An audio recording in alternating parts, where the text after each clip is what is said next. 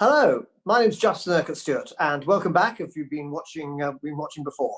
Well, another fascinating week as to what's going on. It really is astonishing when you actually look back at some of this and think, really, did that happen? Did that happen? Especially we've seen the oil price going negative. Well, we thought actually a few weeks ago we'd probably see this occur. Why?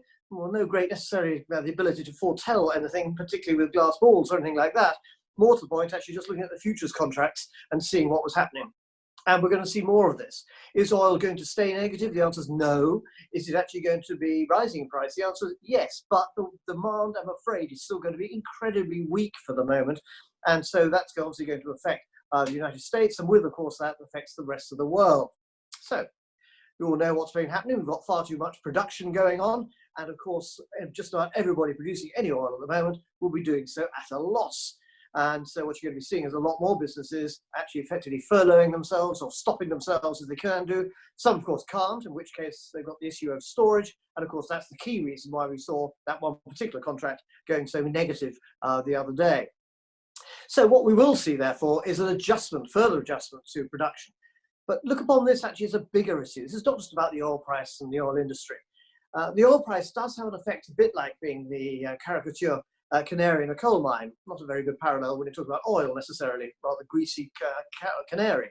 This particular canary, I'm afraid, is telling us that, as we've seen before with the oil price, giving us an indicator of bad news to come. Go back to 2007 and you'll see there that the oil price was telling us there was trouble ahead in 2008, and just in case we've forgotten, it was a big trouble. So we are now actually being given this warning from this particular canary that the recovery is going to be very long and slow. Recovery, well, for certain areas, I suspect more like resus. So time to get the pads out to actually make sure that we have a proper heart control to get it going. So the coming out of this in terms of making sure we get going back to work is always going to be a painful issue, politically, economically, and of course medically as well. But it is important to at least start the process of getting this going. So what should we be doing as investors? Well, what we should be looking at is actually what consumers need. Remember, the economy in the States and of course in the UK as well, where I'm speaking to you from, is actually led by the consumer. It's a service-based economy. Those are the areas being very heavily hit. They're not going to be bouncing back in some ways anytime soon. The likes of Carnival and the airlines are still going to have very significant problems for some time to come. However, other retail businesses will be finding themselves in a position where not only will they be able to come back, but find themselves hopefully having learned a lot from actually being this painful process of doing so much more online. And there's the clue. It's technology. The technology is the area for us investors that we have to be looking at here. And that's where we're going to see some, I think, far more interesting changes overall. The other thing to look at here is what's going to happen to the large corporations, because as they adjust themselves, which is a euphemism for, of course, actually laying off other areas permanently, and also selling off businesses.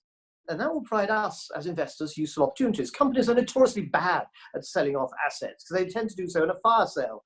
And, well, so what we're going to be seeing is quite a few fire sales. This means that good quality businesses will be priced to go because they need the cash. So watch out for these. This is why I'm going to be keeping some cash aside for it, because there's going to be a necessity for those companies to be able to get that cash, and they'll be doing so at a discounted price. They'll be priced to go.